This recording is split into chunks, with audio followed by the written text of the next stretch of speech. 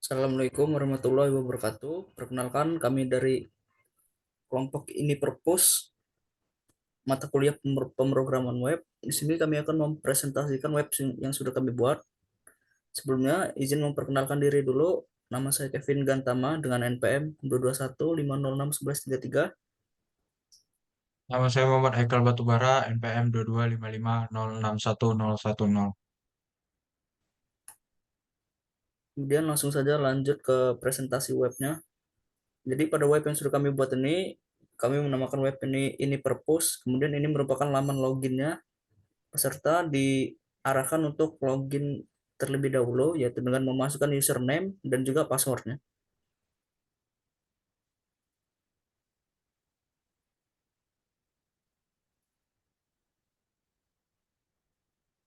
Kemudian pada dashboard ada pilihan menu, yaitu user, yang dimana terdapat 6 user. Kemudian ada buku-buku yang bisa dipinjam, yang dimana terdapat 17 buku. Kemudian ada 4 data, yaitu data peminjaman yang sudah dilakukan. Kemudian ada about, yang dimana ini merupakan em, informasi tentang web yang sudah kami buat. Dan kemudian yang selanjutnya akan dijelaskan oleh kawan saya, Muhammad Haikal Batubara. Baik, seperti yang sudah dijelaskan oleh teman saya tadi, di sini itu merupakan halaman dashboard atau halaman utama dari website kami.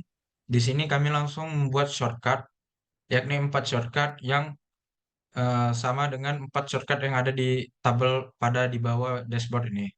Yang pertama itu data pengguna, shortcutnya itu yang user, data buku itu books, transaksi itu kami beri nama data, dan juga tentang itu about. Nah, di sini setiap kolom yang tiga ini tuh memiliki datanya masing-masing, di mana pengguna itu menyimpan data, yang di mana di sini berjumlah 6 pengguna, buku juga menyimpan data buku, 17 buku, dan data transaksi itu terdapat 4 data.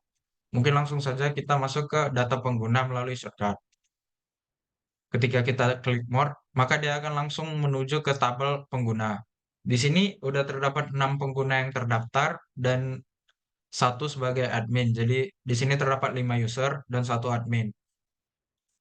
Pengguna itu seperti yang udah dijelasin teman saya tadi, dia itu masuk ke website ini melalui laman login terlebih dahulu dan dia itu sudah meregister namanya, baru dia bisa memiliki ID untuk login dan juga passwordnya, username dan password. Nah, di sini kalau misalnya ada pengguna baru yang ingin menggunakan Perpus, maka dia ditambah dulu, diberi nama, misalnya, lalu dia berperan sebagai apa? Misalnya di sini dia itu user. Ini sebagai username dia nanti di halaman login. Misalnya, lalu passwordnya bisa disetel dan jenis kelamin, nomor HP, alamat. Lalu di sini terdapat eh, kolom level, yakni peran dia di website ini. Apakah dia sebagai admin atau sebagai user? Karena kita menambahkan user baru, maka levelnya user untuk di login nanti, username dan passwordnya sudah ditambahkan, baru dia bisa login terlebih dahulu ke website ini. Nah, mungkin itu saja dari kolom data pengguna. Di sini juga kami menyimpan nomor HP dan alamat, lalu terdapat aksi misalnya dia ingin diubah username atau passwordnya atau data yang ingin diubah, misalnya nomor HP baru atau alamatnya pindah gitu. Selanjutnya kita ke eh, data buku. Di sini sesuai di dashboard tadi, di mana terdapat 17 buku, di sini memang terdapat 17 buku yang sudah kami tambahkan yang dapat dipinjam oleh pengguna. Di sini judul buku terdapat di bagian kiri, lalu lengkap dengan pengarang, penerbit, ISBN, tahun terbit, dan jumlah buku yang tersedia untuk dipinjam oleh pengguna.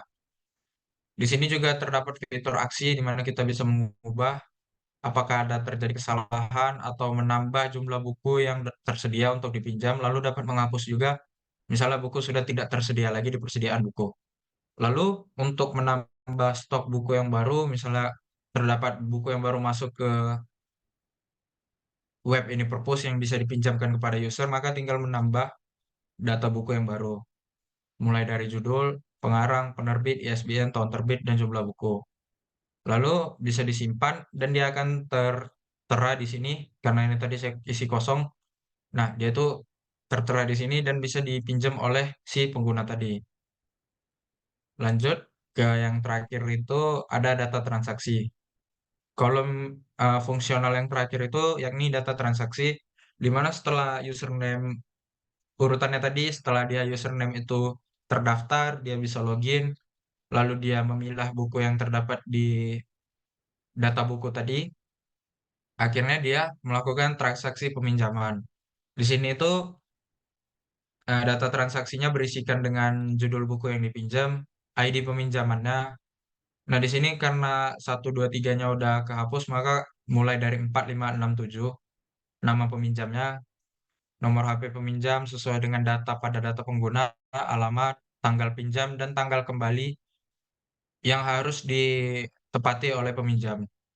Nah, di sini terdapat sanksi apabila peminjam melakukan keterlambatan, maka dia akan terkena denda. Misalnya di sini dia terlambat 395 hari, maka dendanya sekian. Statusnya masih pinjaman, dan aksi ini dapat mengubah apakah status pinjaman itu sudah dikembalikan atau belum.